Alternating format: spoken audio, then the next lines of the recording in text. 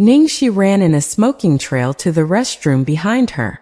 Entering a cubicle, she opened that big, black satchel and pulled out some tools, then started to apply her makeup. When Ningxi emerged from the restroom, she was already an old granny with a head full of gray hair. Her phone beeped. Ningxi took it out to take a look. As she had expected, it was from Jiang Mai. Evil Fairy King, Ning Xiaoxi, I give you 5 minutes to show up in front of me, or I will instantly expose our relationship to the public. F*******.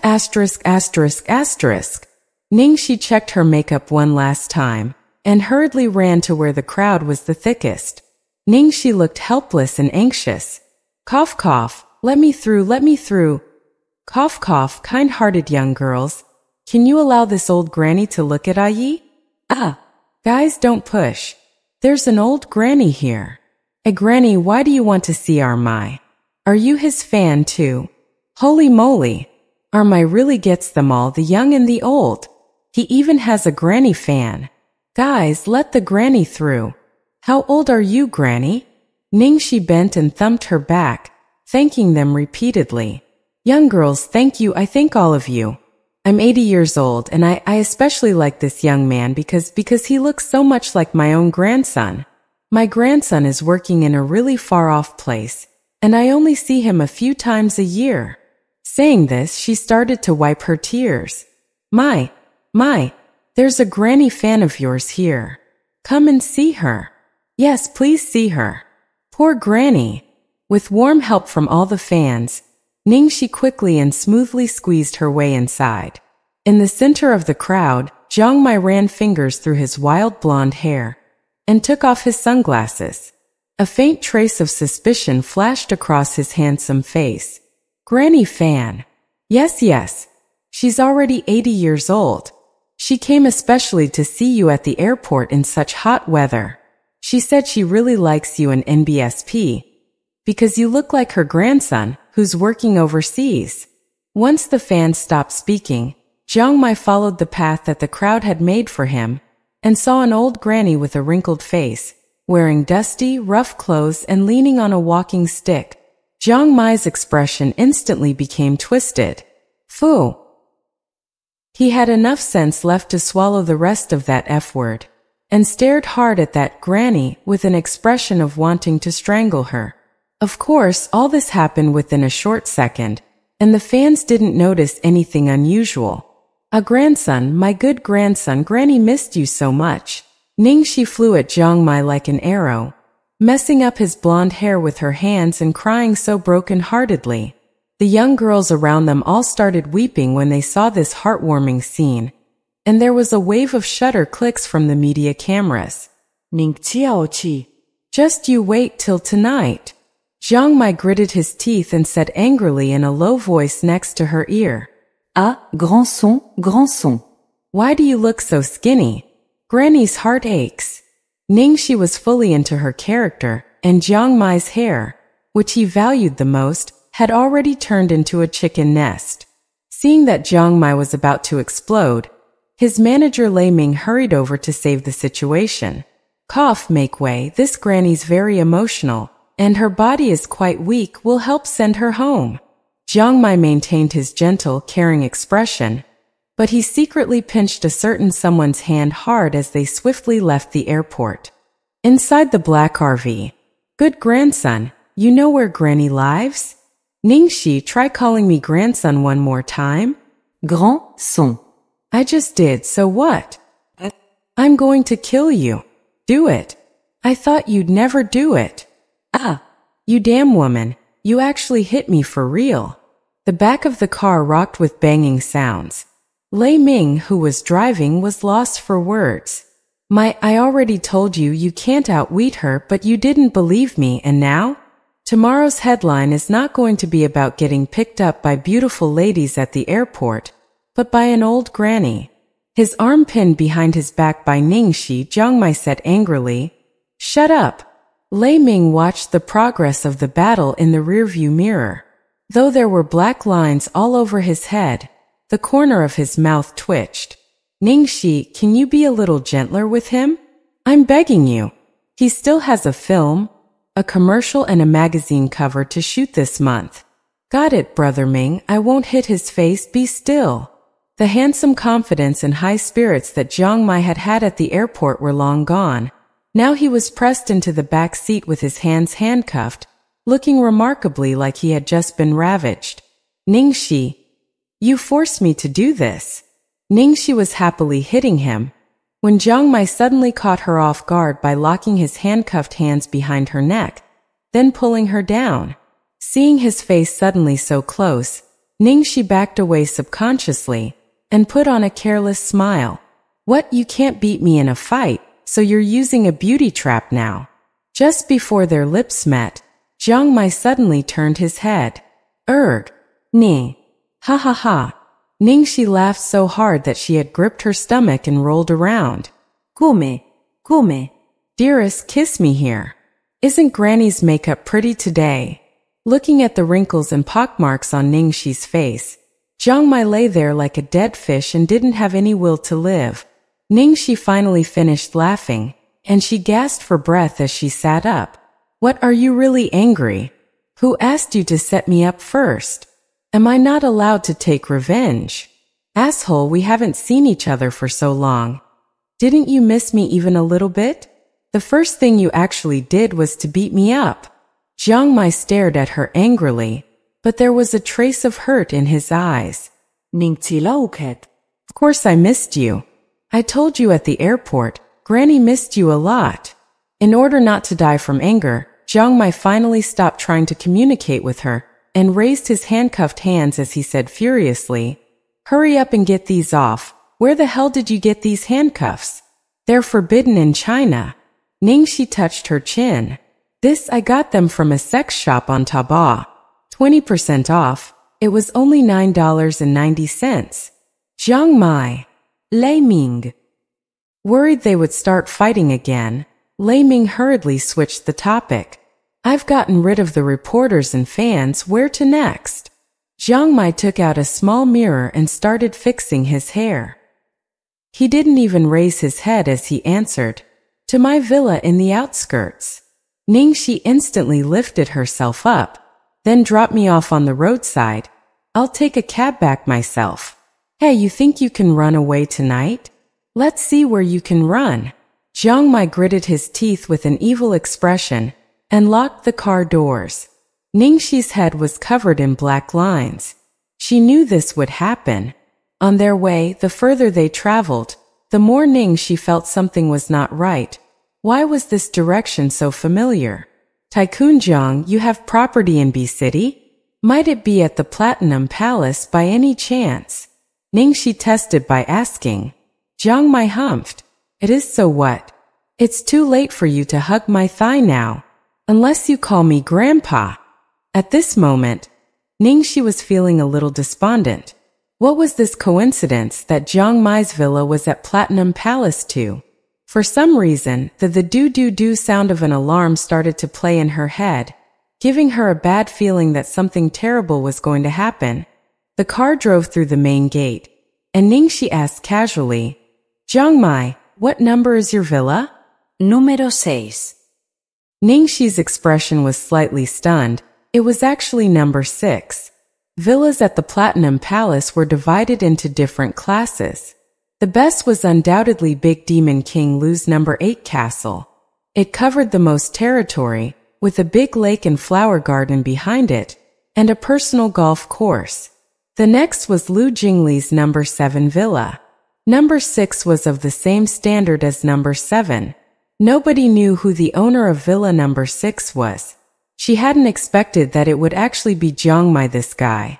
Seeing Lei Ming about to go right, Ningxi instinctively reminded him, AI Brother Ming, don't go this way, it's blocked. How do you know it's blocked? Jiang Mai asked instantly. Ningxi's heart thumped, but on the surface, she calmly gave him a haughty look. Didn't you see the warning sign on the side? Actually, some drunk rich heir had had an accident on that road. She had seen it with her own eyes when she passed through there yesterday. Jiang Mai saw the construction ahead, sign by the side of the road, and said, Oh! Ningxi secretly breathed a sigh of relief. Even though she had a proper reason to stay at Lu Tingxiao's, it was still too troublesome and too complicated to explain. She might as well save herself the trouble. When they arrived, Ningxi was feeling bitter. How she wanted to sneak home directly and hug little treasure. Lei Ming got out of the car and said to Jiang Mai, "You can move in directly since someone has been keeping it clean while you were gone. Do you want to stay here or at the apartment that the company arranged for you? If you stay here, it might be a little inconvenient for you to get around." Nearby, Ningxi was thinking privately, "Don't stay here. What if one day they ran into each other? I'll see, let's decide later." Jiang Mai waved his hand impatiently and looked at Lei Ming as if urging him to get on with it. Lei Ming sighed as he looked at both of them and gave a worried reminder. "Don't stay up too late, the both of you. Mai, don't forget tomorrow you have." Got it, got it." Jiang Mai didn't pay much attention to him and dragged Ningxi inside the house, like a bandit vanishing in a wisp of smoke. Lei Ming. He already knew the two of them wouldn't be able to get up early the next morning. After entering, Jiang Mai pulled his fingers one by one, with the face of someone preparing for battle. "Don't listen to Brother Ming. Ning Xiaoxi, you have to fight 300 rounds with me tonight. See if I don't torture you to death." Ningxi looked at him disdainfully. "Hee, as you wish. You've already suffered defeat at my hands. You still dare say such big words. I'll make you beg to call me Granny. You wish. You are the one who's going to call me Grandpa." Jiang Mai buried his head in his huge travel case as he searched it. "I brought back the latest equipment from overseas. No need to thank me." Saying this, he looked at her in pain. "Can you go and freaking wash your makeup off? It's killing my eyes. You want to use this to lower my fighting strength? Shameless. I'm telling you now, if I lose, I won't admit it. Lower my butt. I'm the one who had to lower myself. You think I enjoy being like this?" Ningxi took the heavy wig off with a harsh pull and unbuttoned her collar. This was a lose-lose situation for both her and him equally. Jiang Mai turned on the megascreen TV in the living room and started to hook up the cables. "I have clothes in my room. Go and look for something to wear yourself. Hurry, hurry. My battle soul can't endure the thirst and hunger anymore." Ningxi looked speechlessly at his excited appearance. Other people would look for a hot girl to hook up with after returning from abroad, but this guy had dragged her here by all means necessary to play games with him, and even wanted to play through the night. What a maniac! Jiang Mai expertly set up all the game equipment, grabbed a few bags of jelly, chips and dried fish from who knows where, and took out a bottle of good wine from the wine cellar while he hummed a happy tune. Everything was ready, and he sat on the floor with his legs crossed and rubbed his hands together. Just as he was about to familiarize himself with the game, the doorbell outside suddenly rang. Jiang Mai's face immediately turned black. He didn't answer the door and instead directly called Lei Ming and said bad-temperedly, "Stop ringing. I've already promised I'll be on time tomorrow morning. Isn't that enough? Every day bossing me around like I'm a pet, not even letting me play some games. You don't believe that I won't be able to take it anymore and quit? Ring what?" On the other end of the call, Lei Ming was utterly baffled. Jiang Mai choked and paused. "You're not outside ringing my doorbell? I'm pretty far away from your place now, and I'm driving." Lei Ming was innocent. "Then who can it be?" "Not many people know I live here," Jiang Mai murmured suspiciously. "Don't tell me your address was leaked? Be careful, don't open the door. What if it's the media? Ningxi's still there." Lei Ming immediately turned vigilant. Jiang Mai humphed, not caring in the slightest. "So what if it's the media? So what if they see her here?" Lei Ming said helplessly, "Mai, I'm not lecturing you, but even if you want to help her, she needs to accept your help first. It's already clear that she doesn't want to get on your pirate ship." Jiang Mai immediately exploded. "What pirate ship? Who are you calling a pirate ship?" The doorbell was still ringing, at 5-second intervals in a very regular pattern. "I won't talk to you anymore. I'm going to go open the door. It's so late, who on earth could it be? Jiang Mai hung up and walked impatiently to the drawing room. Jiang Mai deliberately checked the electronic monitor first to see who was outside, and was stunned like he had seen a real ghost. F*******. Lu Tingxiao. Why is he here? The man at the door was wearing gray home clothes and a pair of slippers, and was carrying a few things in his hands. Even though he was dressed extremely casually, for some reason, Jiang Mai felt as if a gust of wind off a glacier was blowing down his neck, so cold it made him shiver. Like a rabbit that had just seen a wolf, Jiang Mai paced frantically in circles. After the doorbell rang twice more, he took a deep breath and opened the door. The moment he opened the door, his attitude from before suddenly turned cautiously respectful. Why are you here? To visit you, the man answered emotionlessly. Oh, come in please. Come in. Jiang Mai busily welcomed him in. Lu Tingxiao glanced at the game controllers on the floor, and also the snacks and wine, then sat down on the sofa. Noticing what Lu Tingxiao was looking at, Jiang Mai coughed and explained, work is tiring, I seldom have time to relax. This was of no concern to Lu Tingxiao. He asked casually, when did you arrive? Not that long ago. Jiang Mai searched for a while and finally found a pouch of tea leaves, but there was no hot water, so he could only take out a bottle of mineral water from the fridge. I haven't boiled any water here, is this okay? No need to fuss, I won't stay long. Lu Tingxiao pointed at the few boxes he had brought. These are from your mother. She could have sent someone to bring these here. Why is she troubling you to personally come here yourself at night? In his heart, Jiang Mai reproached his mother 100 times over. Why would she, without any rhyme or reason, ask him to bring things over? Didn't she know he was terrified of this person the most? Fine, it was obvious it was because his mother definitely knew that she had sent Lu Tingxiao to check up on him. A pirate ship is a figure of speech that refers to a venture of dubious merit. How long will you be staying? Lu Tingxiao's tone was like that of both an elder and a boss. Jiang Mai sat straight and answered like a good student. If all goes well, I'll stay back in the country this time.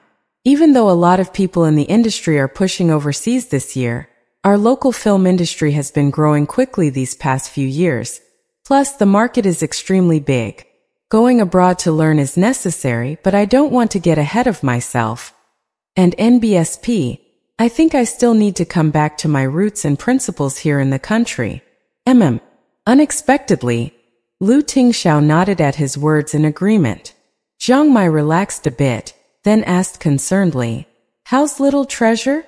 Lu Tingxiao. Not bad. Right, I brought him toys and some small gifts for you. I was going to visit you tomorrow. I didn't expect you would come see me first. Jiang Mai went to grab the gifts from the suitcase. Lu Tingxiao. Thanks. And then it was followed by silence. Hence, in that moment, the sound of running water in the bathroom could be clearly heard. Feeling a bit awkward, Jiang Mai scratched his head. Lu Tingxiao seemed to understand the situation, and stood up with a few more words.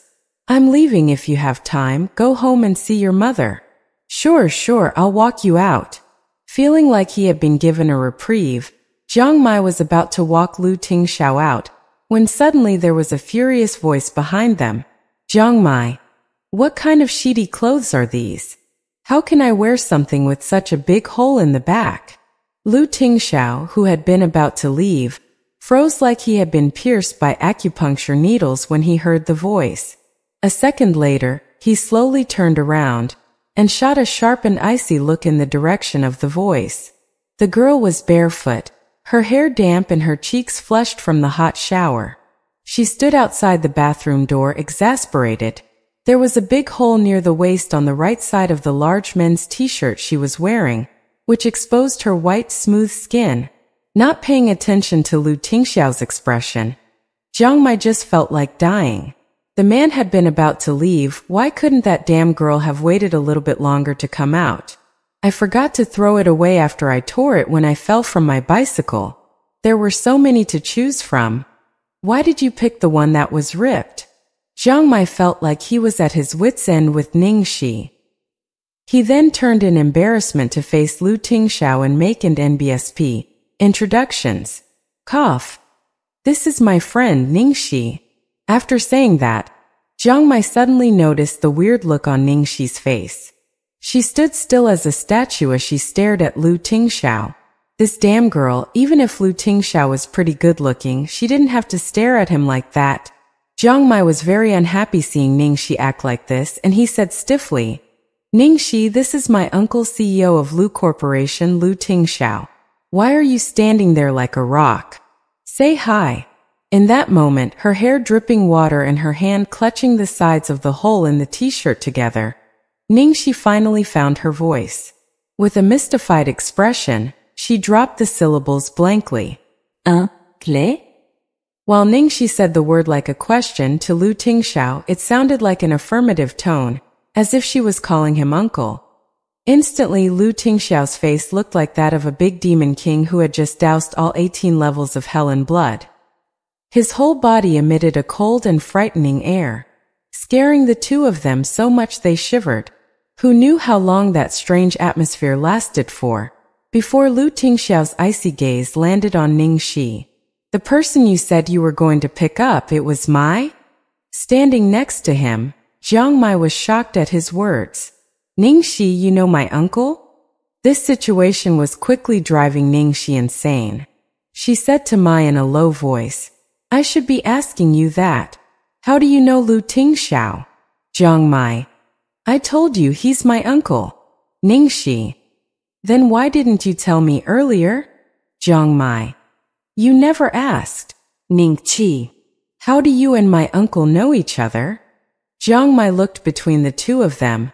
The more he looked, the more he felt that something wasn't right, but he couldn't tell exactly what it was. It's a long story. Exhausted, Ningxi touched her forehead. These 4 words were to both Jiang Mai and Lu Tingxiao. Jiang Mai looked like he was dying to ask questions, but didn't dare open his mouth in Lu Tingxiao's presence. She smelt nice after having just showered. The large baggy t-shirt showed off her slender, white legs, and one hand was still trying to cover the hole in the shirt. It was a view that made the blood boil, and knowing that she looked like this in another man's house made Lu Tingxiao want to suddenly destroy something. While he raged a few times over in his heart, it happened in the space of a few seconds which almost went unnoticed. On the outside, Lu Tingxiao just had a slightly cold expression and NBSP, and he glared at Ningxi and NBSP. Are you planning to stay here or go back with me? The words were said flatly, but carried unimaginable weight. Jiang Mai caught the underlying meaning, and he looked at Ningxi in shock and disbelief. What was the meaning of this? They didn't just know each other, they were also living together? Ningxi looked at the icy cold Lu Tingxiao, then looked at the furious Jiang Mai. She swallowed with difficulty. I'll go back after all. Oh no. The cold air Lu Tingxiao was emitting thawed slightly. Jiang Mai lost his temper and immediately grabbed Ningxi's wrist. His beautiful light blue eyes filled with both nervousness and the rage of betrayal. You promised to keep me company tonight. As soon as he said the words, Ningxi wanted to send him flying with one punch. Young man, don't make things sound so misleading. She lifted her head and looked at Lu Tingxiao. As expected, he looked like he was quickly reaching his limit, as if there was only one metal bar left before the beast came bursting out. Ningxi took back her hand and held on to her temper as she persuaded. I need to film tomorrow. Didn't Brother Ming say you also have something on in the morning? Let's wait for a day when we're both free. Then I'll play PC games with you another time, alright? Ningxi emphasized play PC games on purpose. After she finished speaking, she quickly grabbed her big, black bag, and without changing into something else, she ran for her life from this troublesome place, hand still covering the hole in the shirt. Lu Tingxiao looked intensely at Jiang Mai before catching up to Ningxi. Seeing the backs of the two as they left together, as well as Lu Tingxiao's provoking look as they left. Flames burned in Jiang Mai's eyes. Damn it! No wonder that woman knew that road was blocked. Ningxi, how much are you hiding from me? At that moment, Ningxi was trembling as she ran back. When the weight in her hand was suddenly removed, Lu Tingxiao was helping her carry her bag. Then she felt something settle on her shoulders. Lu Tingxiao had put his coat on her. Thank you. Ningxi thanked him in embarrassment. Lu Tingxiao's face remained cold, and he didn't react at all. Any reaction would have been good. As long as there was one, she would know how to respond. This lack of reaction made people the most nervous. Lu residence. After returning to her room and changing into her pajamas, Ningxi ran with lightning speed to look for Little Bun. Little treasure. Auntie's a little afraid of the dark tonight. Can I sleep with you? Little Bun was of course very happy, and gladly gave up a huge space on his bed to her. Thank you, darling. Good night, darling. Auntie's lucky charm. I'm trusting you to keep me safe tonight. Everything that had happened today had been too exciting. Her heart was still beating fast. She could sense that after today, the hazy barrier between herself and Lu Tingxiao was already so fragile that it would break with a single touch. If it broke, she really wouldn't know how to deal with the situation. Luckily, Little Bun in her arms was a great sleeping aid. She huffed for around half an hour before gradually falling asleep. Ningxi had Little Bun to help her sleep peacefully, but one particular person couldn't sleep. In the middle of the night, the study was full of smoke so thick they were like clouds. No wonder Chang Feng couldn't find out who the two people that sent presents to Ningxi that day on set were, even after investigating for so many days. It turned out one of them was a hidden traitor. Evil Fairy King. Only now did he recall they had a family group chat, and this kid Jiang Mai used this weird nickname in the group. It was just that he hadn't made the association before. As for the man with the initials YS, he still didn't have the slightest clue. In the dark, he stepped out his cigarette, stood up and walked out. He gently pushed the door of the guest room open, but there was no one inside. Lu Tingxiao lifted one eyebrow and turned to go to the next room.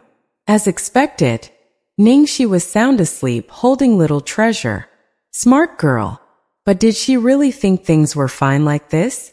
Lu Tingxiao walked towards the small bed and gently removed Little Treasure's little hand where it was clutching Ningxi's clothes. Using a plush doll as a replacement, he then picked Ningxi up and left.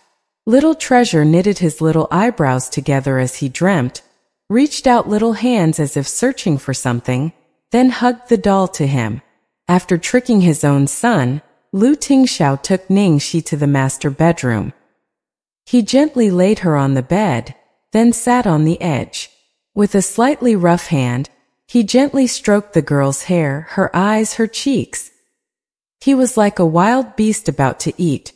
He was patient as he savored this moment before feeding. Finally, he sighed and covered those soft lips with his own, pushing deeper and twining their tongues together. She tasted as sweet as he had imagined. Then he moved to her cheeks, her ears, and slipped down to her neck, before he stopped at her collarbone. In the past 32 years he had never been in love, and didn't think love was anything meaningful. For him, love was probably the most useless thing. Was there anything wrong with living without lust or love? He never thought that one day, love would so utterly engulf him, and that this girl 8 years younger than him would turn him into someone completely unfamiliar. For him, life was no longer about cold plans and data, but was soft, hopeful, warm, sweet, complete. But at the same time, it was accompanied by a quick temper, violence, impulsiveness, desire. Thinking of seeing her at Jiang Mai's place earlier, the violence in his heart leapt out of its shackles, and he unconsciously used more strength. In the next second, the taste of blood bloomed between their and NBSP, entwined mouths. The girl under him creased her eyebrows and Lu Tingxiao froze. He watched as she licked her lips for a bit before falling back to sleep. She was completely heartless. Lu Tingxiao gently touched her lush, red lips with one finger, flaming desire in his eyes. Impulsively, he wanted to ignore the consequences and just kiss her awake. She slept all the way to the next morning, and woke up naturally. She slept so well last night, but something didn't feel right. Why did a part of her tongue feel sore? Did she bite her own tongue in her sleep when she was dreaming? To bite herself was really too vicious. Everything was as usual at breakfast. It seemed that Lu Tingxiao was going to work today. He looked refined in a business suit as he sat drinking coffee and reading a newspaper. He had on his typical cool and aloof expression, as if nothing had happened at all last night. She breathed a sigh of relief. Maybe she was being too sensitive? Lu Tingxiao might have some vague feelings for her, but surely not to the point of jealousy, let alone being jealous of his own nephew. Lu Tingxiao's expression looked normal, but Little Bun looked a little strange. Little Bun had been sullen the whole morning, as if he had been robbed of something. She gave him a soup dumpling and asked concernedly, "Darling, what's wrong? You're not happy." Little Bun looked at his nonchalant dad, his expression becoming angrier, but remembering that Auntie Xiaoxi liked his smile the most, he tried hard to smile to show that he was fine. "I'm very angry, but I must keep smiling." Only then did Ningxi relax, and quickly finished her breakfast. "Then I'm leaving first." "Enjoy your breakfast." The second male lead would be coming today, so it was better for her to arrive at the set a little earlier. Just as she was about to take her bag and leave, Little Bun suddenly went to her side, his small hands plucking at her clothes. Ningxi was confused. "What is it?" Knowing she didn't understand, Little Bun looked aggrieved and like he was about to cry, as if he had fallen out of her favor. Ningxi scratched her head and thought a long time, but still didn't understand what she might have done wrong. At last, she could only look to Lu Tingxiao for help. Lu Tingxiao glanced at her and simply reminded her, "You forgot to give him a goodbye kiss." "Oh, sorry." Ningxi slapped her forehead as she finally remembered. She didn't know when it started, but they had a little routine where she would kiss his face every day before leaving, and Little Bun liked it very much. Today, she was in so much of a hurry that she had forgotten.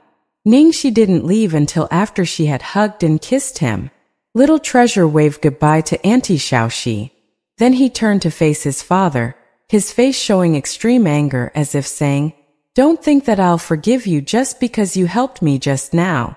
Lu Tingxiao didn't seem to notice his son's furious glare, and sipped his coffee composedly. "Sorry, I don't understand your expression.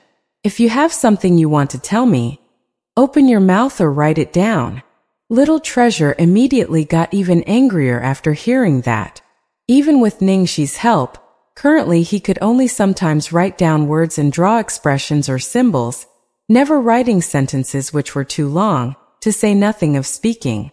In the end, he furiously wrote one word on the tablet. "Thief."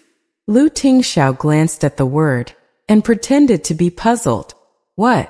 Our house got broken into." Little Treasure crossly puffed up his cheeks, lowered his head, and with a swish wrote several words in Chinese.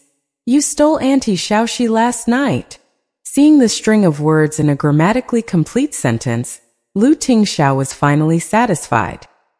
He lowered the newspaper to look at this son and asked meaningfully, "Don't you want Auntie Xiaoxi to be my wife?" "Mine."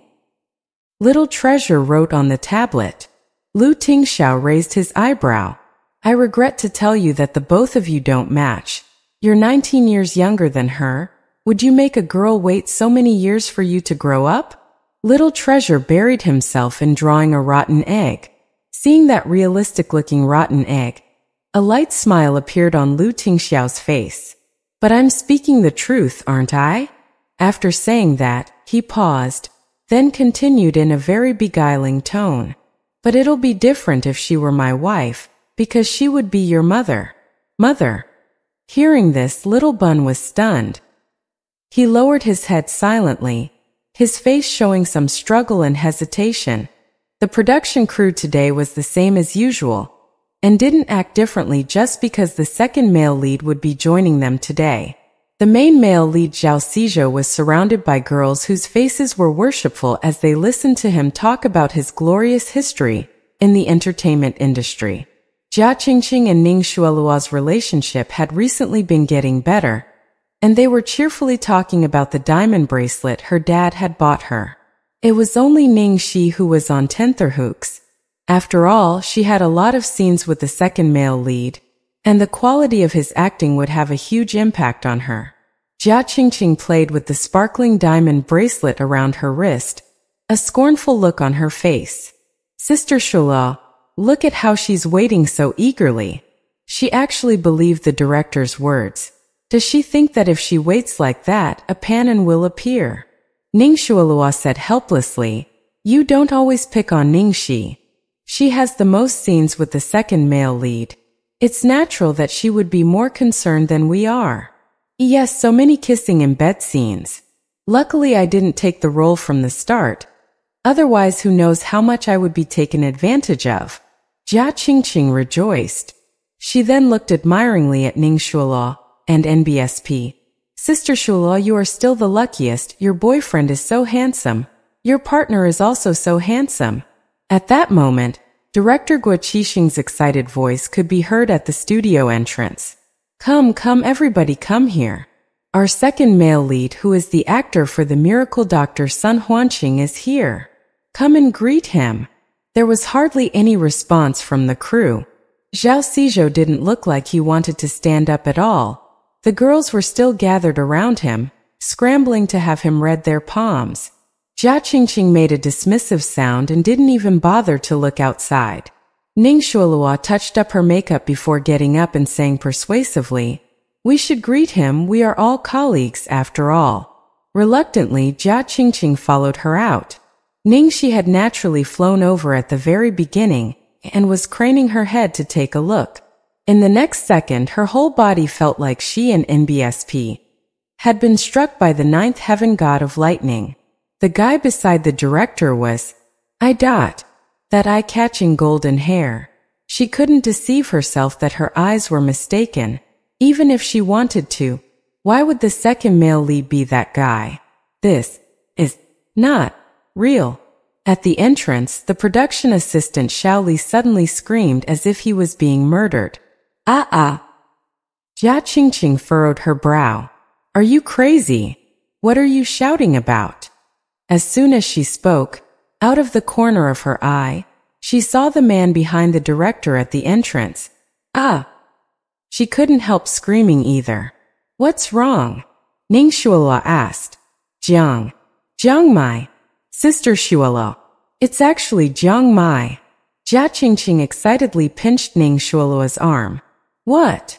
Ning Shueluo followed her gaze.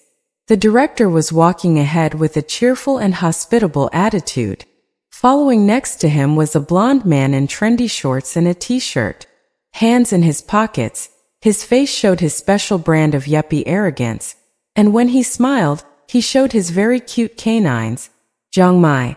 The second male lead was actually Jiang Mai. Even Ning Shueluo was astonished at this outcome. The girls who had been around Zhao Sizhou earlier now rushed the entrance like hungry wolves. Wow! Jiang Mai! Is it really Jiang Mai? Am I going blind? Quick, somebody pinch me. My God! He really is sex on legs. He's crazy handsome. So handsome my legs are weak. I heard he even has granny fans. Even 80-year-old grandmothers can't escape. No one stop me, it's so hard to meet the real person, I must sleep with him. A life where I can't sleep with Jiang Mai isn't any different from the life of a salted fish. Panin Panan. Describing a man as Panin in Chinese is the highest praise that can be given for his looks. Who was the hottest young hunk in the entertainment industry at the moment? No matter who you ask, everyone will give you this name, Jiang Mai. Jia Qingqing still couldn't accept the fact until now, and she paced back and forth irritably. Is this a mistake? Shouldn't Jiang Mai be filming overseas? Even if he's come home, how could he act as a minor second male lead? Ning Shueluo said thoughtfully. Everyone says that Jiang Mai doesn't play any other role apart from the male lead. Also, the main investor for this movie is Starlight. Why would he, a glory world artiste, act in it? Jia Qingqing, who had just been thinking how lucky she was that she wouldn't be taken advantage of, was about to go crazy. Damn it! Why is it like this? How did Ningxi get so lucky? Jiang Mai should be mine, he's mine. It's because she shamelessly stole my role. Everyone around her looked at her with sympathy, and weren't surprised by her frenzy, because everyone in the entertainment industry knew that Jia Qingqing liked Jiang Mai. She had publicly expressed her affection for him before on Weibo. Even though Jiang Mai paid no attention to her, she still frequently forwarded information related to Jiang Mai on Weibo like a fan. It took Guo Qixing a great deal of effort to finally calm the crazy girls down. He couldn't help teasing, "My, look how you've captured our girls' hearts. A handsome boy is really treated so well." Jiang Mai went along with the director's teasing and joked, "Director, didn't you hear it just now? They only want to sleep with me, so you must protect me." "Ha ha ha, relax. Your partner is the goddess of war Ming Chang'e. She can protect you." "That's right, where's Ningxi? She kept hounding me before about who her co-star would be. Why hasn't she appeared yet?" Guo Qixing looked around. Jiang Mai gave a strange half-laugh. "Don't tell me I scared her away? That really is possible. Almost all the girls are your fans, and Ningxi might be one of them. Perhaps she was surprised at seeing her idol," Guo Qixing said with a smile. As they talked, Ningxi came over. Within a short time, the expression on Ningxi's face had become impenetrable, and she offered her hand to the person in front of her with a smile. "Senior Jiang, hello, I'm Ningxi. I'm honored to be able to work with you." Although they were the same age, Jiang Mai had started his career earlier and was her senior, so he should be treated with more respect. "Hello." Jiang Mai smiled and gently gave her his hand. In the next second, he almost threw her hand away. This damn girl, she almost crushed his bones. It was an effort for Jiang Mai to maintain his cool expression, and he pretended to suddenly realize something.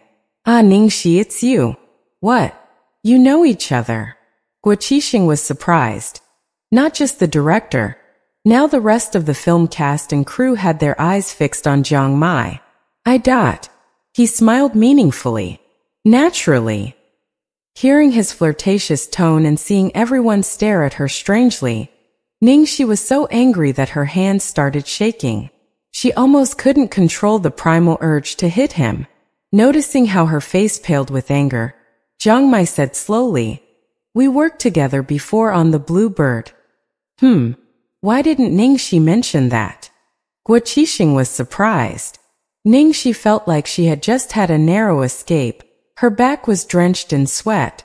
She answered humbly, "Director Guo, I was just the martial arts stand-in for the first female lead. I never thought that Senior Jiang would remember me." Guo Qixing was pleased to hear that. "Oh, who knew the two of you would share such a fate? That's good, since you've worked together before and you know each other, you shouldn't need too much time to get used to each other. Shall we directly try a more intense connection?" Ningxi, Connection? More intense? No, director. They're not familiar with each other. Jiang Mai smiled joyfully. Ok. Seeing his evil little canines, Ningxi really wanted to pull them out with her bare hands. Don't worry. Let me see what scene would be a good one." Guo Qixing paged excitedly through the script. Ningxi thought frantically, Director, choose scene 46. If you let me play this scene now, I guarantee I'll play it especially well." It was the scene where Sun Huanqing was seduced by a girl whom he had rescued in the barracks. Hot-tempered Meng Chang'e misunderstood and thought he had cheated on her, so gave him a good beating. It was as if Jiang Mai had read her mind, and he bent slightly to whisper in her ear, "Dearest, are you very eager to play the scene where you beat me up?" Ningxi abruptly moved away as if she had been electrocuted. "Asshole, stay away from me." Because of this guy, the hatred directed at her was now so solid that nothing could remove it. She could already imagine the storm that Jia Qingqing and Ningxuelua, but especially Jia Qingqing, would unleash on her next. Her days were already hard enough, This was just making it worse. Ningxi was doomed to be disappointed. There was no way the director would arrange for the scene where she beat Jiang Mai up for his first day on set. After thinking for a while, the director said, "Then let's do scene 37. Ningxi already knew the script by heart. She only needed to think a little to remember what scene 37 was about, and her face immediately turned black. Even though it wasn't a bed scene nor a kissing scene, it still wasn't any better. This was the scene where Meng Chang'e teased Sun Huanqing. The director called the two persons over and began to tell them about the scene. The Meng family served as generals for generations and accumulated much illustrious military success. But their increasing merits caused the emperor to fear them, putting the general's family in danger. The current emperor is mediocre and muddle-headed, and prone to believing slander, which resulted in the death of Meng Chang'e's father in battle. Luckily, Meng Chang'e's elder brother Meng Changfeng was able to take up the responsibility and take her father's position, allowing little Chang'e to still lead a carefree life. She who plays with chicks and dogs is a little devil in Chang'an City. When the director talked about the little devil, Jiang Mai smiled, glanced at Ningxi and mouthed, "Very like you."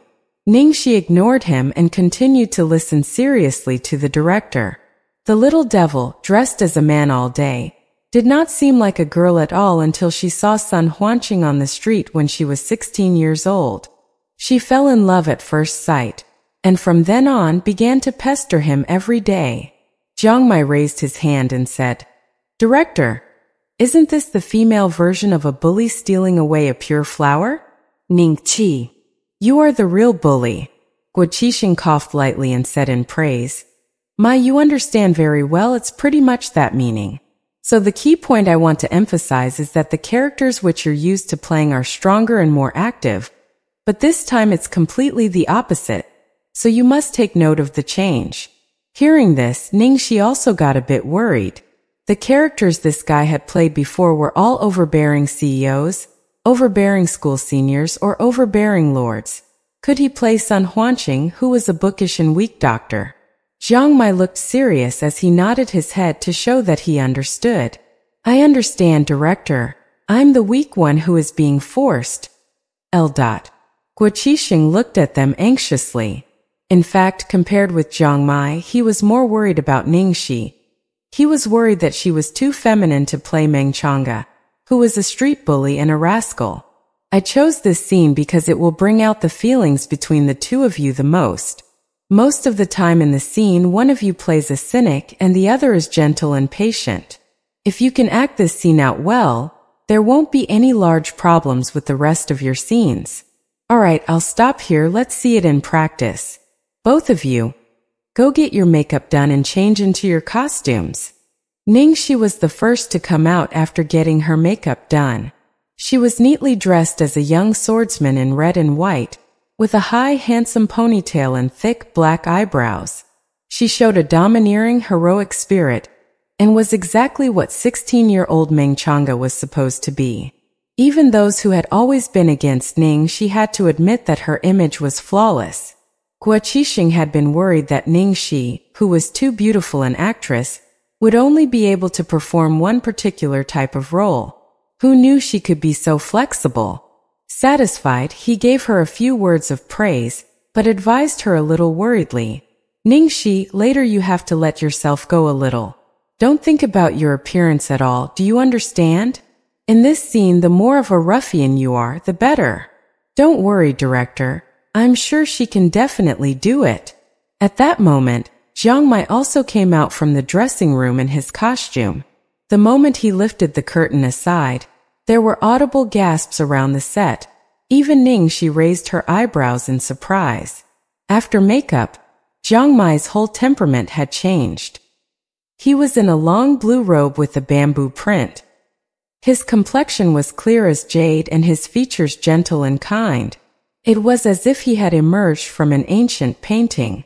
Pleased, Jiang Mai glanced at a stupefied Ningxi and whispered, "How is it? Isn't this brother handsome enough to split the heavens?" It was a pity it was ruined when he opened his mouth. Ningxi maintained a modest expression, as if she was discussing the plot with Jiang Mai, and spit out 3 words. Very weak bottom. You. Me what? I'm sorry to tell you that in this movie you will be completely suppressed by me. Really? Then how come I seem to remember a scene where I go on a counterattack? Furthermore, it's a bed scene. TSK. Not far away, Jia Qingqing looked at the 2 people bending their heads together and whispering to each other from time to time, and was so envious that she was quickly losing all rationality. As soon as he had arrived, Jiang Mai had focused all his attention on Ningxi, and hadn't looked her way even once. She had had no opportunity to even greet him. Beside her, Ning Xuelua was comforting her in a soft voice. Qingqing, don't be angry anymore. Things are already like this. After all, luck is also a part of one's strength in the entertainment industry. Ningxi is indeed lucky to be able to act with Jiang Mai. I'm guessing that after shooting this movie, she will enter the ranks of second-tier actors at least. Maybe even the first tier is possible. Stage first tier? Stealing what is mine, do you think I will just let her be? Jia Qingqing's fair face became extremely twisted at that moment. Qingqing, don't be too impulsive. The company is prepared to spend a lot of effort on nurturing Ningxi. If you quarrel with her, I'm afraid. So what if I quarrel with her? Why should I be afraid of a vixen who only knows how to seduce men? Hearing that the company was prepared to nurture Ningxi, Jia Qingqing became even more enraged. After all, the type of roles she and Ningxi played were similar. If the company supported Ningxi, that would mean taking a lot of her resources away. Looking at Jia Qingqing, who was already fully provoked, Ning Xuelua secretly smiled. Using Jia Qingqing as a knife, she didn't need to lift a finger at all, but just sit back and let them fight it out themselves. However, recently Ningxi seemed a bit too lucky. She had to be wary of her. Where's little Cui? Is the prop ready? Guo Qixing shouted. Here. Director, is this okay? The props manager brought over a length of hemp rope. That's fine. Guo Qixing nodded and then beckoned to Jiang Mai. I'll have to inconvenience you for a while. No problem. This is necessary for filming. Jiang Mai seemed very dedicated as he laid down on a large, carved bed and allowed the props manager to tie his hands and feet up. That's right, like the director said, this scene was very intense. Meng Chang'e confessed her affection for Sun Huanqing, but was rejected, so she kidnapped him and brought him home. The girls who were watching on set started going crazy again. My bondage play. In my dreams I want to tie Mai up and throw him onto the bed. What are you so excited about? You're not the one going up there later. I'm so mad. So mad. Why does it have to be that hateful vixen? Seriously, it sucks. Can't Mai tell the director to switch her out? She doesn't deserve Mai at all. Ahem. Guo Qixing coughed a signal for everyone to be quiet. Then he clapped his hands and shouted, Okay, everyone get ready. 3, 2, 1, action. Ningxi was not the slightest bit affected by the talk around her. At the director's words, Ningxi's eyes suddenly changed. Niti. They were the eyes of a 16-year-old girl, clear and lively. The lazy, devil-may-care expression on her face was also perfect.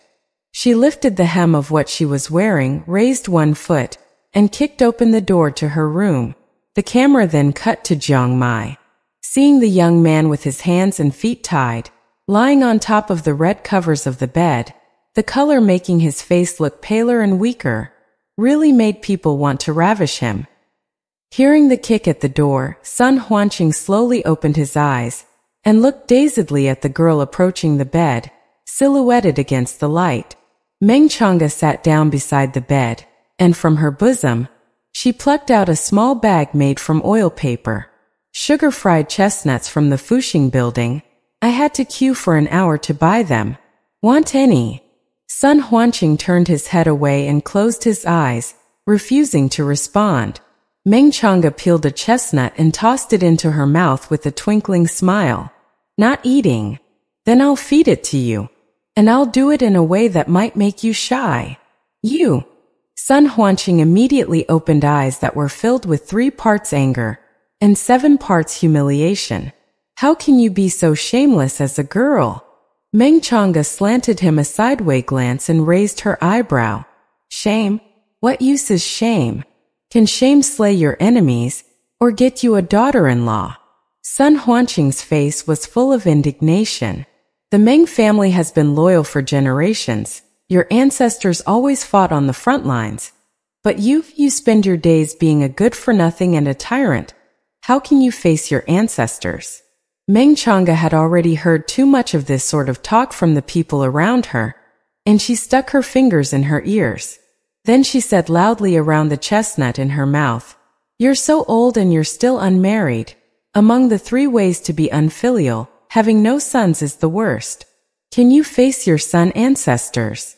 Sun Huanqing was infuriated by her twisting his words back on him and said sternly, "This and that are 2 different things. Moreover, I have an ambition beyond this." Meng Chang'e braced herself on the edge of the bed with 1 foot and lashed Sun Huanqing over and over again with a whip she held in 1 hand. Finally, she lifted his chin in a gesture that was neither soft nor rough. The expression on her face was like that of a little cunning naughty fox. "Dr. Sun, what about this? I'll be your wife. When I become your wife, then I'll listen to everything you say. If you want me to go east, I won't go west. If you want me to learn to be good, I'll also obediently listen to you. This way, won't we all be able to face our ancestors?" Sun Huanqing was stunned, and a flash of urgency slipped over his face. "You don't talk nonsense." Meng Chang'e looked like she had discovered a new world. She drew closer to him until she was almost right up in his face. Dr. Sun, you're blushing. You actually like me, don't you? So why don't we do something that cannot be undone? Cut." Until the director yelled, "Cut," everyone had been full of anticipation. Why did they stop? Why don't they continue? We want to keep watching. We want to see what cannot be undone done. Both actors were well matched and delivered great performances, especially Ningxi, who was able to bring everyone into the story so completely that it swept away all their biases against her. At the beginning, nobody wanted Ningxi to lay her hands on their idol, but now that had changed to them avidly hoping she would hurry up and do it. Seeing her do it was as exciting as if they were the ones doing it themselves. Of course, once everyone regained their senses, they were still envious of Ningxi. They surrounded Jiang Mai to ask after his well-being and to praise his acting as amazing. Today, apart from Jia Qingqing, the person who was probably the most gloomy was Zhao Xizhou. Initially, he had the highest position with the crew and was the most popular among the girls, but now with Jiang Mai's arrival, all the attention had been drawn away, instantly leaving him cold. Of course, the happiest person was the director. Today, the scenes between Ningxi and Jiang Mai all went smoothly. The 2 of them played off each other so well it was as if they had rehearsed the scenes 100 times before. But today for Ning, she could be summed up in 2 phrases. Search forth life after calamity. As soon as work wrapped up, Jiang Mai was surrounded by people who wanted to treat him to dinner to welcome him. Ningxi was gathering her things when in her bag, her cell phone rang. On the screen she saw Lu Jingli. Lu Jingli had forced her to save his number into her phone a few days ago. Why was this person calling? Suspicious. Ningxi quickly found a corner to answer the call in. "Hello, second young master?" "Hello." "Xiao." See. On the other end of the line, Lu Jingli sounded weak, like his whole body had been hollowed out. Ningxi was a little speechless. What happened? What happened? I'm the one who wants to ask you what happened. What did you do to my brother last night? Lu Jingli blew up as he interrogated her. Ningxi was confused. What are you talking about? What could I possibly do to him? If you didn't do anything, then why is he in such a bad temper today? We've been in a meeting since 8 o'clock this morning until now. It's already been 12 freaking hours. This is your company's issue. It shouldn't have anything to do with me, right? Maybe it's because he's been on leave for too long. So there are a lot more things he needs to deal with. Not possible. I've known my brother for so long. I can tell what he's thinking about with just one look. And this definitely has something to do with you. You are the one who did this to us. Right now he's about to torture every single person in the company to death. Lu Jingli was sure it was Ningxi's fault. Ningxi really felt wrongfully accused and said helplessly, I really didn't do anything. The only possible reason from last night was that she had picked Zhang Mai up from the airport and then had taken a shower at his place, where she had bumped into Lu Tingxiao. Was this really the reason? But didn't he act as usual after that? I don't care. It was definitely you. You did this, you have to fix him. Otherwise, when we die and become ghosts, we won't let you go. Just now, the head of our finance department already passed out from the torture. His spirit is definitely looking for you now. Ningqi. What the hell was going on? She simply got shot even when she was lying down. What was she supposed to do now? How could she save them? Was this some kind of joke on her? While Ningxi was busy worrying, she received a MMS. Lu Jingli had sent her 2 images. One was of an unconscious man being taken away in an ambulance. The other one was of a meeting room. Everyone who was sitting around the table had terrified expressions, as if they were going to be beheaded. Big Demon King Lu was in the main seat, looking like Yama about to pass judgment on them. Ningxi could feel the ominous, icy air even through the photo. To get shot even when lying down is to be unfairly accused or involved in something just by being present. Yama is king of hell. Lu Tingxiao was playing the last judge over there. Why should she go and save them? Lu Jingli's phone call was completely ridiculous. At first, Ningxi was going to wash her hands of the situation, but for some unknown reason, she felt a little guilty deep in her heart. Damn it! Why did she care? The moment she decided to leave it alone, Lu Jingli again sent her a video. In the video, Lu Tingxiao's icy expression was like a knife piercing right through the screen and frightening Ningxi. She stared blankly for a bit before she realized that he in fact should be looking at Lu Jingli. Lu Jingli, you have half an hour to redo this proposal. Do it right here.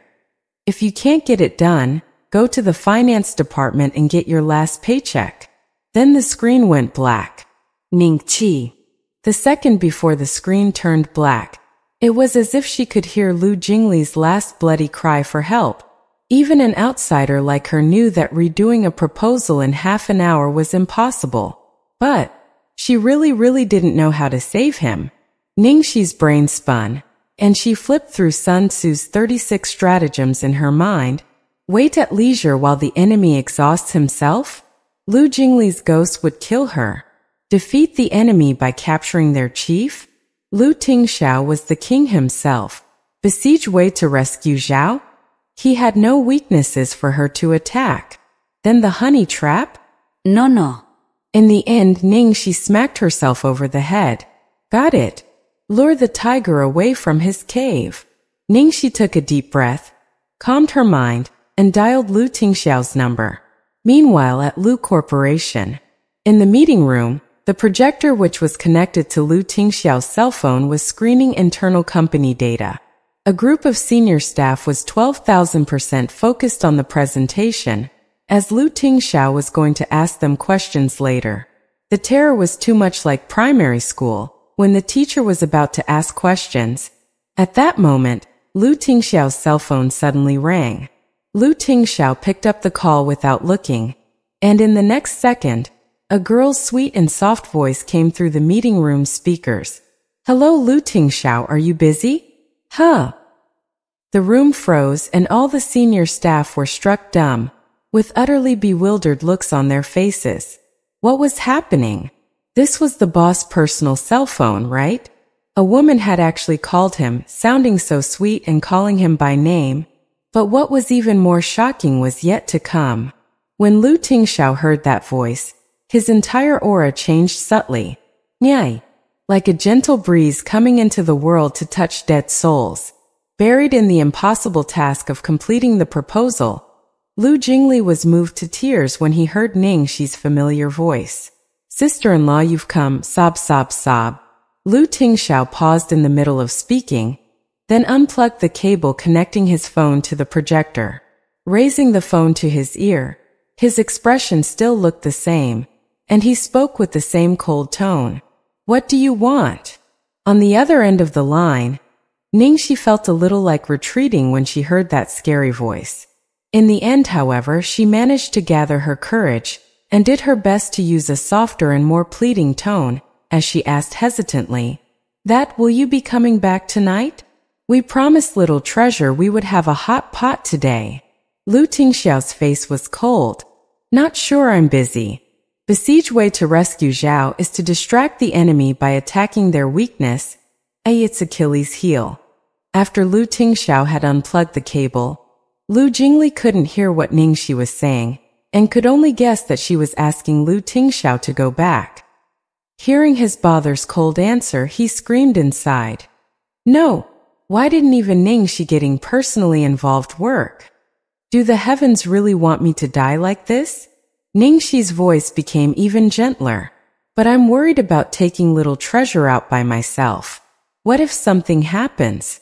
Little treasure definitely wants you to come too. Come back, okay? Ok. Lu Tingxiao was silent for 3 seconds before he opened his mouth. All right, I'll be back soon. Lu Jingli was stunned, and then suddenly felt the radiance of the sun shine down on him. He was in heaven. Sister-in-law is almighty. I knew she could do it. He had thought his brother was really unmoved, but it turned out he was only pretending to be annoyed. After ending the call, Lu Tingxiao said 2 words. Meeting adjourned. Everyone looked at each other, not daring to believe they'd been let off just like that. Lu Jingli was so proud of himself. Everyone thanked me. I'm the one who called our lifesaver. All of you were saved because of me. Shortly after the meeting ended, Lu Jingli was surrounded. Second young master, did we hear wrong just now? A woman actually called Boss Lu. Who was it? With just a phone call, she got Boss Lu to leave in the middle of a meeting. I know, right? Does Boss Lu actually have someone by his side? Which family's young miss is it? Second young master, tell us everything. Lu Jingli stared at all of them warily. What? Asking me who it is, what do you want? Want to hug her thigh now? No way. Only I can hug my future sister-in-law's thigh. You people don't even think about it. Everyone. Couldn't they hug even just one toe? In the corner of the studio backlit, Ningxi ended the call feeling relieved. Finally, it was sorted.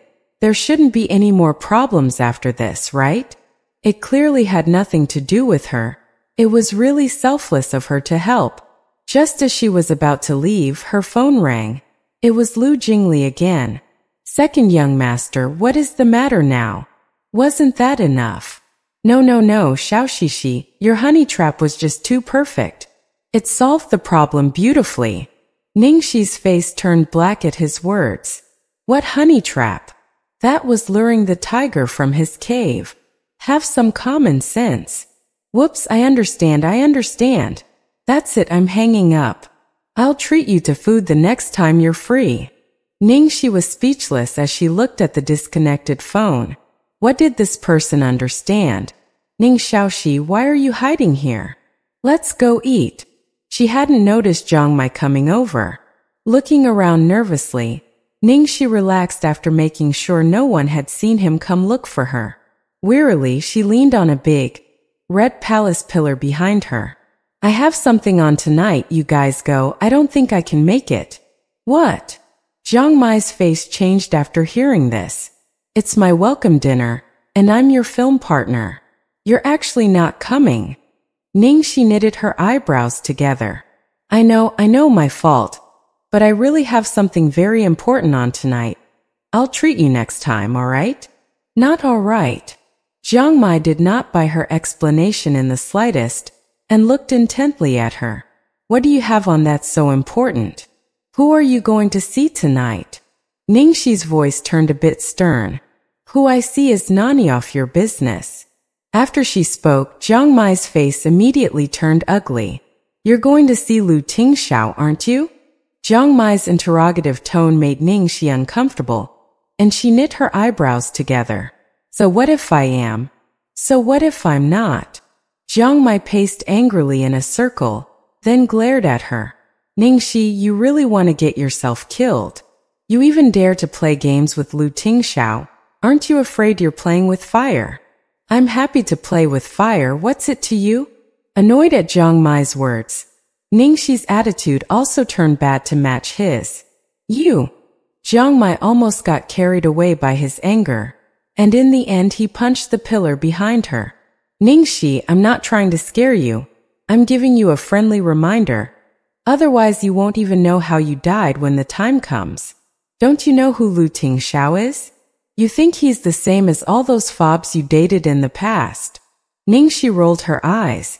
Do you think I'm an idiot? Of course I know. L. Then why are you still? Still what? What's it to you if I'm sleeping with Lu Tingxiao? You. Jiang Mai slowly calmed down. Actually, deep down, he knew that Ningxi wasn't silly enough to do that, so he tried to curb his anger and took a deep breath. Then tell me, what is going on?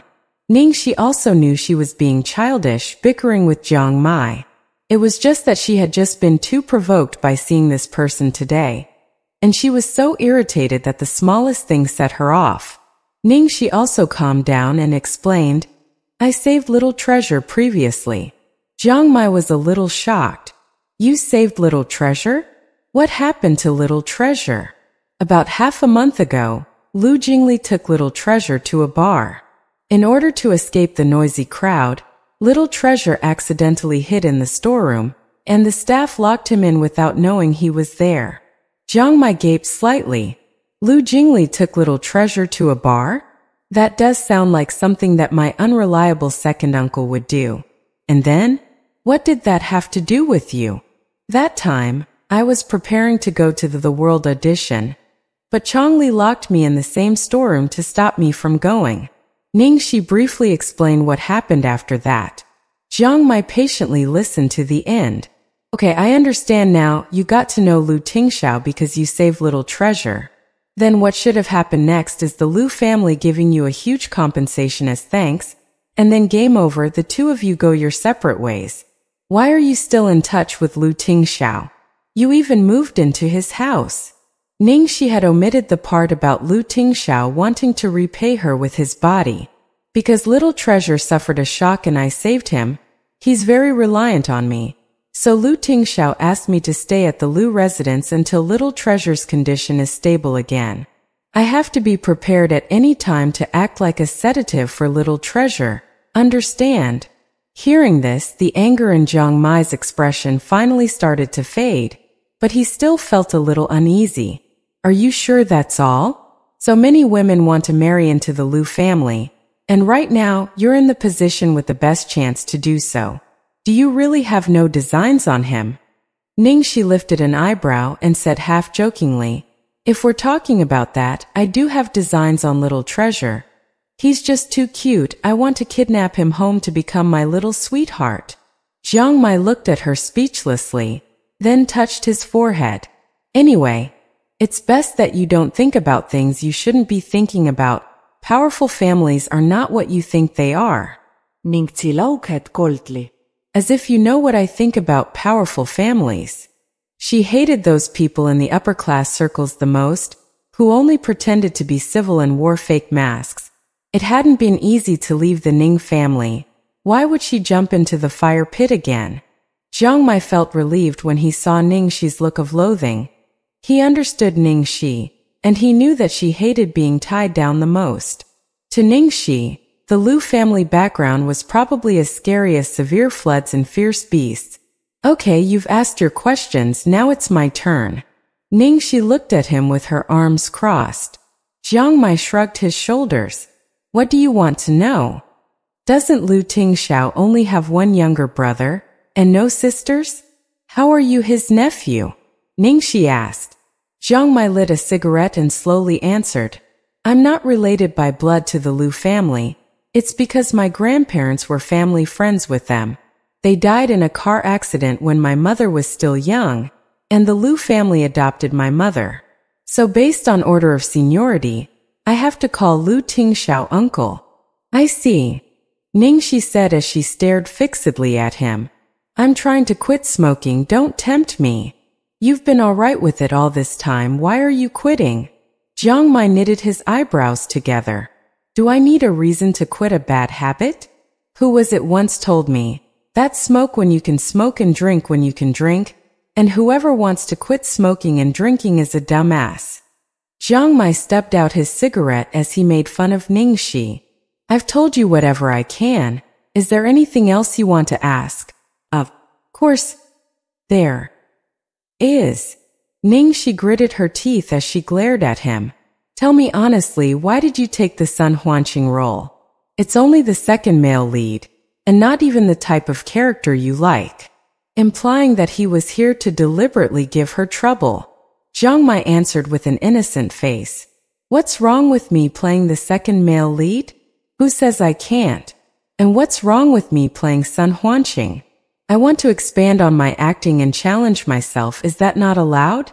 Isn't it boring always playing the same type of character? Didn't I do well in the shoot today? You tease me, I tease you, it was so much fun. Fun your head. At the very latest, she was going to cry tomorrow. That's it, no more chit-chat, I have to go. I promised little treasure we'd have hot pot today. Ningxi looked anxiously at the time on her phone. Jiang Mai looked unhappy. With my uncle too? Of course I don't dare take little treasure out alone. What if something happens? Hearing this, Jiang Mai got incredibly angry. So you know, right? Little treasure is the very life of the entire Liu family, and especially to the two elders, he's the apple of their eye.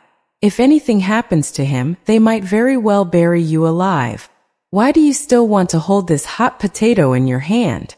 Hearing this, Ningxi became unhappy. What nonsense are you spouting? What hot potato? My little treasure is the cutest. Jiang Mai laughed coldly. Seems to me your head's been turned by a certain someone's beauty.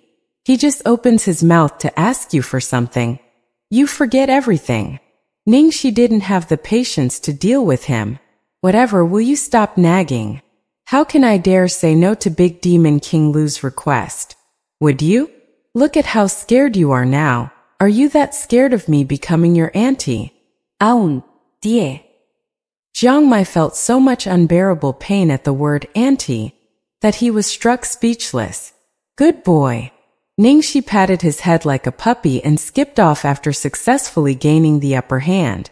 After grabbing her bag and explaining to the director and everyone else that she had plans for the night and couldn't join them, Ningxi took her leave. Looking at this girl leave in such a hurry, a thick layer of frost formed on Jiang Mai's face. Severe floods and fierce beasts is an idiom for things that are extremely dangerous or threatening. A hot potato in the hand is a difficult or troublesome problem.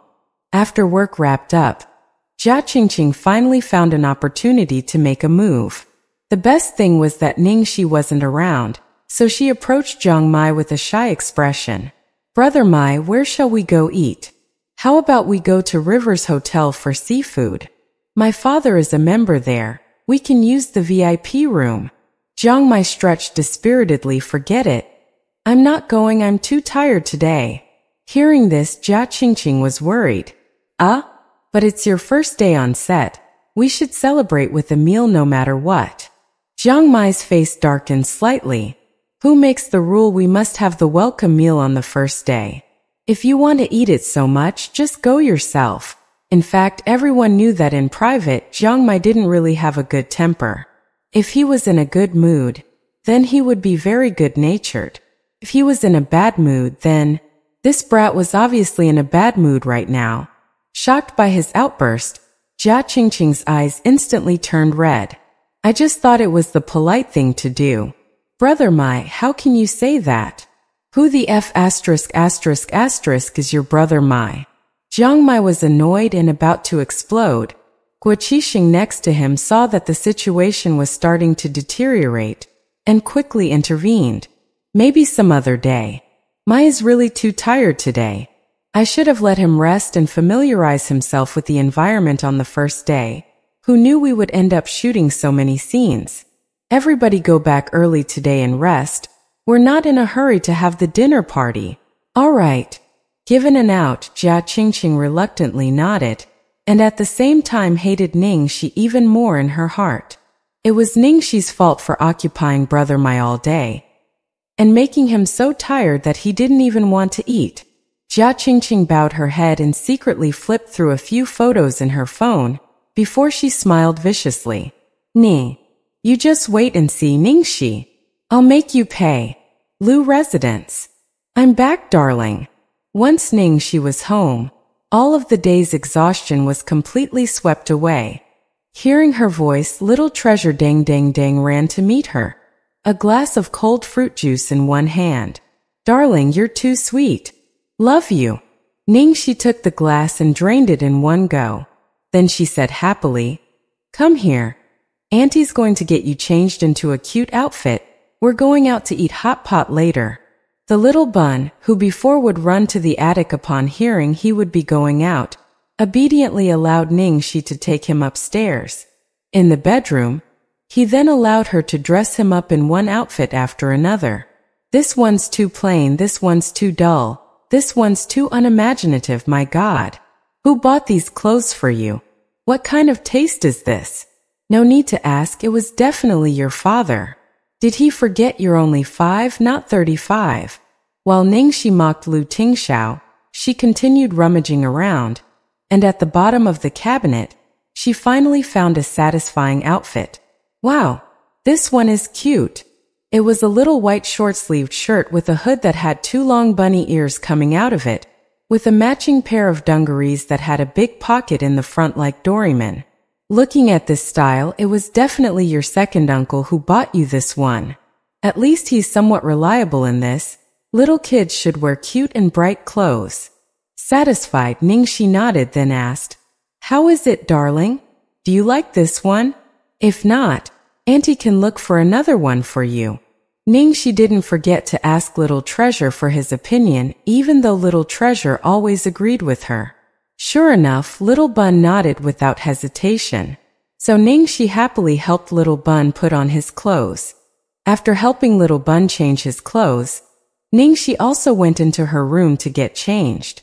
Very coincidentally, she had an outfit that was very similar to Little Treasure's. She immediately dug it out to wear, pairing her shirt with a pair of denim overalls. When she came out after changing, Little Bun's eyes lit up as soon as he saw her. He looked at her, then looked at himself. His face was full of joy and satisfaction, even reaching out to touch the rabbit ears on her hood. He was clearly very happy to be wearing the same clothes as Auntie Xiaoxi. When both of them were ready, the sound of a car's engine could be heard at the entrance. Lu Tingxiao was back. The temperature outside was as high as 30 degrees, but it was as if Lu Tingxiao had returned from a land of glaciers and snow as he strode into the living room on long, slender legs and with a haughty demeanor. When his eyes fell on Ningxi and Little Treasure on the sofa in similar clothes, as if they were wearing mother and son matching outfits, his whole body was like a glacier thawing, starting with his cold eyes. Little Treasure's outfit was naturally very cute. As for Ningxi, the cute rabbit ears and overalls made her look even younger. Sitting side by side, she and Little Treasure looked more like siblings. Seeing that Lu Tingxiao had returned, Ningxi immediately pulled Little Treasure up off the sofa. We're both ready, can we go? Lu Tingxiao nodded, his eyes on the girl for several seconds before he looked away. Let's go. In the car, Ningxi asked excitedly, Hey Lu Tingxiao, don't you think Little Treasure's outfit is cute? I had to look for a long time before I found it. Goo. Lu Tingxiao replied, but he was looking at the girl in the rearview mirror. Ningxi was content. Told you so. From now on, you should buy more cute outfits for Little Treasure. Lu Tingxiao replied, then took a black card out and handed it to her. What's this? Ningxi blinked, unable to comprehend that she was looking at the legendary infinite black credit card, which she had only ever seen online. Lu Tingxiao. Bye. Ningqi, This wasn't what she meant. Okay? Without saying anything, you just crush me with money? Whatever, since I already have it. I'm going to buy some more better-looking clothes for little treasure later. At their destination, Lu Tingxiao got out of the car first, then like a gentleman, opened the car door for them. He looked at Ningxi and asked, "Are you fine with it?" After spending enough time with him, Ningxi had gradually gotten used to Lu Tingxiao's brief manner of speaking, and knew he was asking her if she had any problems appearing in public. Ningxi scratched her head.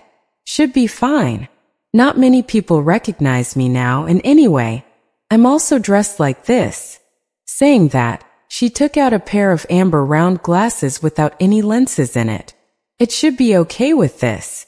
Fine. Lu Tingxiao nodded. The three of them walked to the hot pot restaurant. Ningxi had guessed right. Truly no one recognized her. However, she had forgotten about Little Bun and Lu Tingxiao. The father and son pair were simply too eye-catching, especially when they were together. They attracted everyone's attention. In fact, Ningxi was also very eye-catching today, because she was wearing matching parent and child clothes with Little Bun. Look at that father and son, too good-looking. The adult is handsome and the kid adorable. The sister beside them is also very beautiful. The whole family is good-looking. Is Dad taking the siblings out? Where's Mom? On hearing this, Lu Tingxiao's face darkened visibly. Luckily just then the man next to the woman said, "What Dad and his kids? It's a family of 3, okay? That girl is obviously the man's wife and the little boy's mother." "No way. That girl looks very young." "What do you know, it's a married couple with an older man and a younger woman. The way that man looks at the girl is different, alright? Obviously it's the expression of a man looking at his wife."